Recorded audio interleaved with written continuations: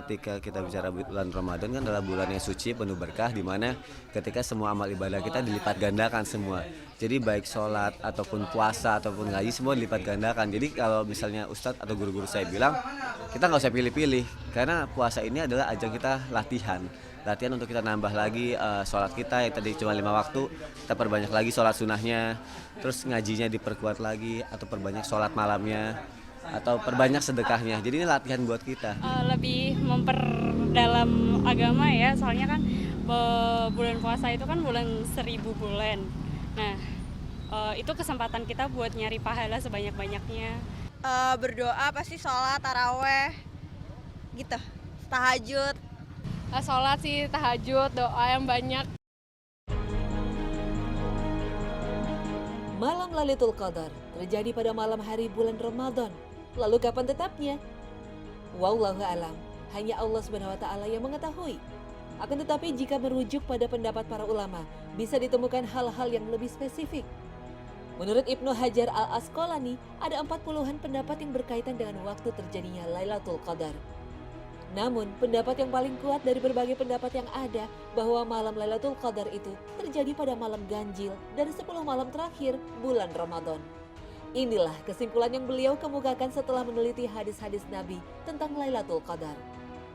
Nabi SAW bersabda, "Carilah Lailatul Qadar pada 10 malam terakhir dari bulan Ramadan." Hadis riwayat Bukhari. Nabi juga bersabda, "Carilah Lailatul Qadar di 10 malam terakhir dari bulan Ramadan pada 9, 7, dan 5 malam yang tersisa." Hadis riwayat Bukhari. Selain itu, Imam Ibnu Hajar dan juga banyak ulama menyatakan bahwa di malam ganjil di 10 hari terakhir Ramadan itu, Lailatul Qadar selalu berpindah-pindah waktunya setiap tahunnya. Mungkin pada tahun tertentu terjadi pada malam ke-27, atau mungkin juga pada tahun berikutnya terjadi pada malam ke-25. Itu semua tergantung kehendak dan hikmah Allah Subhanahu wa taala. Namun begitu, dari keseluruhan malam ganjil memang ada beberapa malam yang berpeluang besar terjadi Lailatul Qadar, yaitu pada 7 malam terakhir. Sebagaimana sabda Rasulullah SAW, "Aku lihat mimpi kamu sahabat telah menepati di 7 malam terakhir. Sesiapa yang mencarinya, maka carilah ia di 7 malam terakhir." Hadis riwayat Bukhari dan Muslim. Dari 3 malam ganjil pada 7 hari terakhir itu, 27 Ramadan adalah yang paling potensial. Bahkan sahabat Nabi Ubay bin Ka'ab bersumpah bahwa Lailatul Qadar ada pada malam ke-27 karena beliau memang menyaksikan tanda-tandanya. Tapi jika kita merujuk pada pendapat yang menyatakan perubahannya setiap tahun, maka bisa jadi pada masa tersebut pada tanggal 27, tapi pada tahun berikutnya bisa berubah. Lalu apa tanda-tanda turunnya Lailatul Qadar? Rasulullah SAW menyebutkan beberapa tanda Lailatul Qadar yang bisa diamati. Di antaranya udara dan angin sekitar terasa tenang. Sebagaimana sabda Rasulullah SAW, Lailatul Qadar adalah malam yang penuh kemudahan dan kebaikan. Tidak begitu panas, juga tidak begitu dingin. Pada pagi hari matahari bersinar tidak begitu cerah dan nampak kemerah-merahan.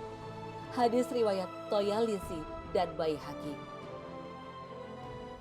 Tanda lainnya yaitu malaikat turun dengan membawa ketenangan sehingga manusia merasakan ketenangan tersebut dan merasakan kelezatan dalam beribadah yang tidak didapatkan pada hari-hari yang lain. Kemudian, sebagian orang mungkin dapat melihat malam ini dalam mimpinya, sebagaimana terjadi pada sebagian sahabat. Tanda lainnya yang juga disebutkan oleh Nabi Muhammad SAW adalah matahari akan terbit pada pagi harinya dalam keadaan jernih. Ubay bin Ka'ab menuturkan, malam itu adalah malam yang cerah, yaitu malam ke-27 dari bulan Ramadan. Dan tanda-tandanya ialah pada pagi harinya matahari terbit berwarna putih tanpa sinar yang menyorot. Hadis riwayat Muslim.